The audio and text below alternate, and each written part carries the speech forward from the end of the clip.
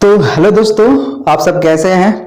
आप लोग उम्मीद है कि बहुत अच्छे होंगे। आज का जो हम आपके सामने जो क्लास लेने वाले हैं वो काफ़ी अच्छा है। और चलिए, आज जो है मैं आपका टाइम को थोड़ा सा ज़्यादा ना खींच, तो मैं आपको ये बताना चाहता हूँ कि इससे पहले हमने जो आपके पिछले लेक्चर जो है, सेकेंड लेक्चर जो साइंस का है, हमने कूलाम के नियम बताया था।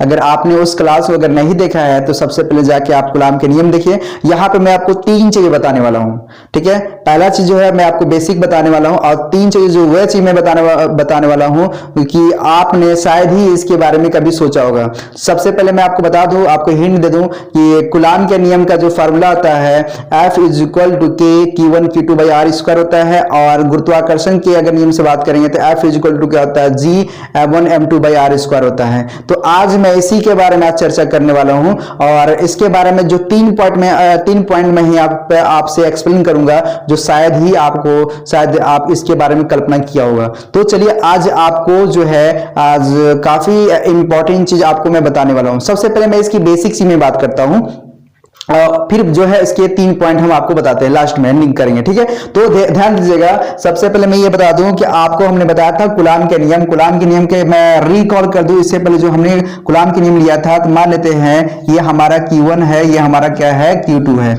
ये सपोज ये हमारा Q1 है, ये हमारा Q2 है। इन दोनों के बीच का जो मध्य दूरी है ये हमारा क्या है, R है। तो हम जानते हैं कि आपका परिभाषा के अनुसार परावैद्युत बल जो प्रोपोर्शनल होता है Q1 और Q2 बाई आर स्क्वायर होता है। और आप जानते हैं कि F इज इक्वल टू के Q1 K2 by are square होता है। ये हमने पिछले लेक्चर में बता चुका है। और ये भी ध्यान दीजिएगा, के का मान जो हमने बताया था कि के का मान क्या रखेंगे, के इज इक्वल टू रखेंगे 1/4 पाई एप्सिलॉन नॉट, ठीक है, एप्सिलॉन नॉट, राइट। अगर यहाँ पे इसके वैल्यू फिर एक होता है 9 × 10 के पावर 9 होता है। 9 × 10 के पावर 9 ये जो है आपका न्यूमेरिकल सॉल्व करने में जो है काम आता है। जब आंसर को जब सॉल्व करेंगे, एप्सिलॉन का मान अगर निकालते हैं इसे डिवाइड करके, तो आपको पता है क्या मिलेगा, 1/4 पाई एप्सिलॉन का वैल्यू जो इधर हमने रख दिया, यहाँ पे के का मान रखूंगा तो यहाँ पर आ जाएगा 10 के पावर 9।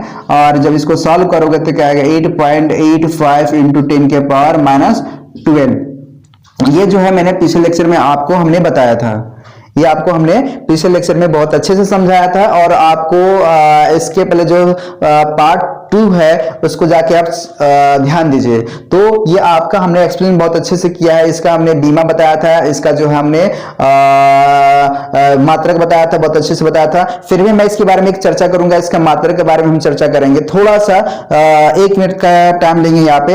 ये ध्यान दीजिएगा कि अगर इसका भी कभी भी आपसे पूछता है मात्रक, तो आपको जो है संकोच नहीं करना। सबसे पहले क्या करना है, आप जानते हो कि F इज इक्वल टू क्या होता है, 1/4 पाई एप्सिलॉन नॉट। यहाँ पे क्या होगा, Q1, और यहाँ पे क्या होगा, Q2 बटे आर स्क्वायर हो जाएगा। देखिए, सबसे पहले हम बात करें तो ये क्या हमारा बल है, क्या है, बल है। बल का मतलब क्या होता है, न्यूटन होता है।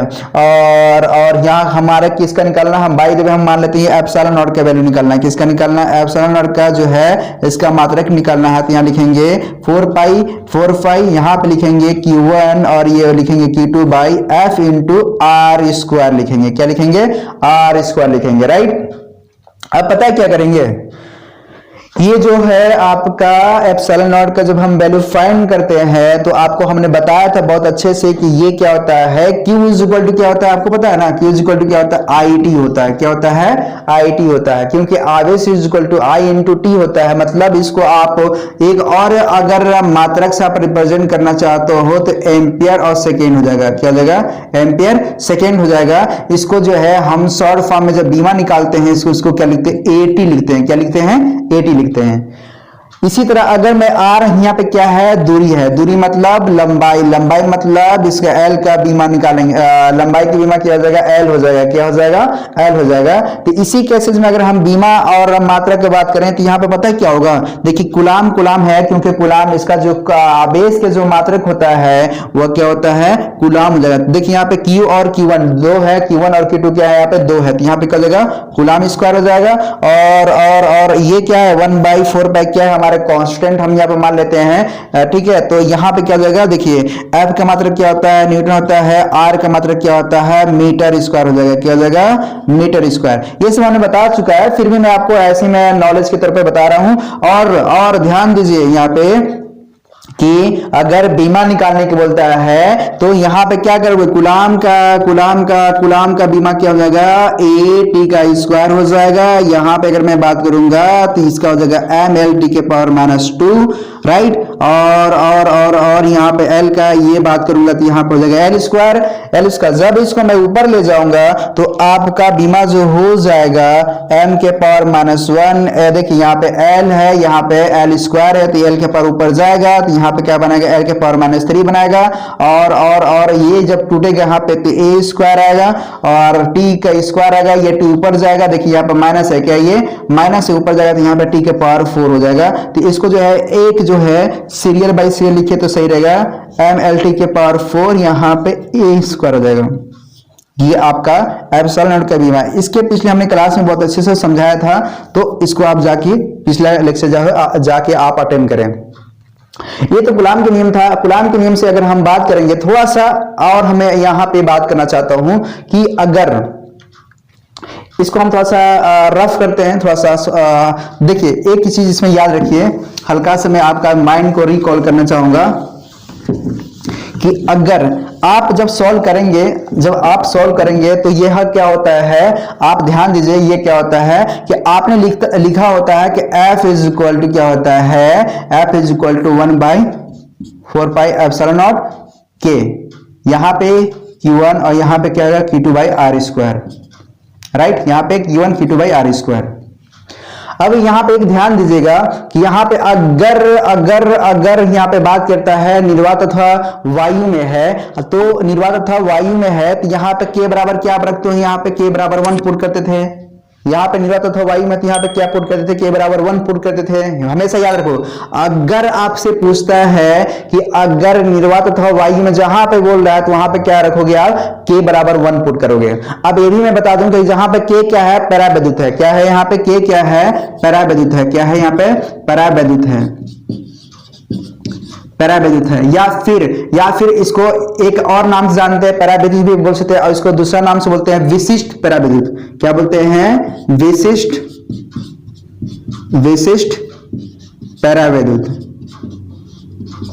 परावैद्युत, राइट। तो आप के का मान जो है विशिष्ट परावैद्युत, और यहां पे ध्यान दो, आप यहां पे जो एप्सिलॉन का जो वैल्यू आता है, जो एप्सिलॉन नॉट निकालते हो आप यहां पे, ये क्या है, निर्वात का विद्युतशीलता है। क्या है यहाँ पे, निर्वात का विद्युतशीलता है। क्या यहाँ पे है, निर्वात का विद्युतशीलता है। क्या यहाँ पे है, निर्वात का विद्युतशीलता है, निर्वात का विद्युतशीलता है, ठीक है। तो यहां पे आप ऐसे निकाल सकते हैं कि निर्वात की क्या है, ये विद्युतशीलता है, इसको इस तरह निकाल सकते हैं।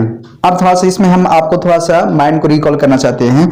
आपने पढ़ा होगा एक जो है, कभी कभी इसमें से न्यूमेरिकल आता है एग्जाम में कि एप्सिलॉन बराबर क्या होता है, एप्सिलॉन नॉट इनटू के होता है, राइट।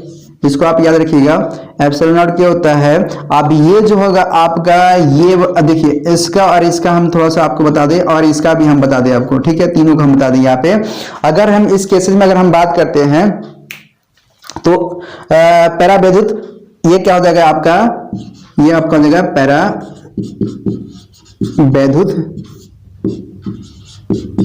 परावैद्युत विद्युतशीलता है। क्या ये परावैद्युत का विद्युतशीलता है। क्या ये परावैद्युत का विद्युतशीलता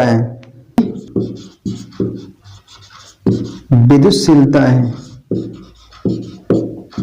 ठीक है।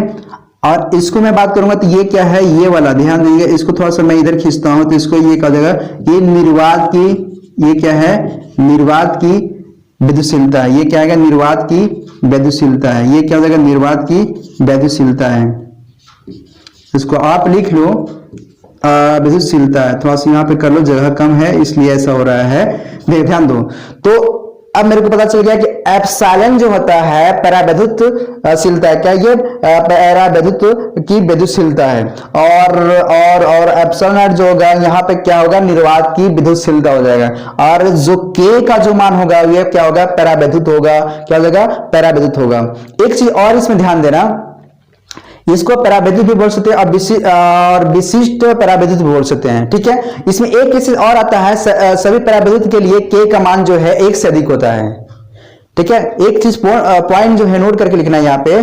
क्या पॉइंट करके नोट करके लिखोगे, देखो इसको चीज है यहाँ पे ध्यान देना। एक पॉइंट नोट करके लिखना कि सभी पराविद्युत के लिए के का मान जो है 1 से क्या होता है, 1 से क्या होता है, अधिक होता है। क्या होता है, 1 से अधिक होता है। सभी पराविद्युत के लिए, सभी पराविद्युतांक के लिए, सभी पराविद्युतांक के लिए के का मान जो होता है 1 से क्या होता है, अधिक होता है। राइट। अब इसमें एक चीज और है कि अगर हम बात करेंगे कि इसमें क्या होता है कि यदि आवेशों के मध्य कोई परावैद्युतांक या परावैद्युत हो तो उनके बीच वैद्युत बल क्या होता है, घट जाता है। इसको आप नोट करके लिखो यहाँ पे नोट करके लिखो,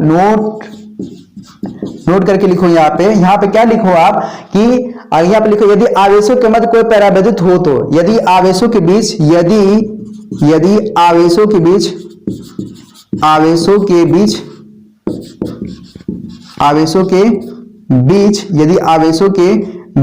यहाँ पे आवेशों के बीच अगर आवेशों के मध्य, सॉरी यहाँ पे क्या करो, आवेशों के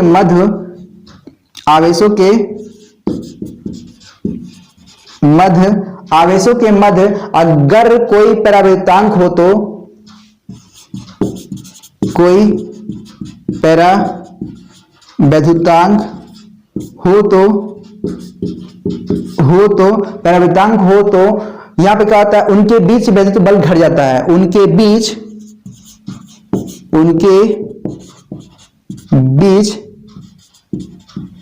वैद्युत बल घट जाता है। उनके बीच वैद्युत बल घट जाता है। ये आप थोड़ा सा पॉइंट नोट करना, क्योंकि बहुत सारी चीज जो है यहाँ पे हमने बताया नहीं था, तो ये एक छोटा सा पॉइंट है। इसके बाद जो है हमने जो बताने वाला था कि कूलाम का नियम और गुरुत्वाकर्षण का नियम पर अगर हम बात करेंगे वहां पे तो कुछ डिफरेंस उसमें पॉइंट है, 3 पॉइंट है उसमें। तो इसके बाद जो है मैं आपको उस लेक्चर में बताने वाला, क्योंकि ये लंबा लेक्चर जा रहा है, तो इसके बाद जो है उस लेक्चर को आप देखिएगा जी। Okay, thank you.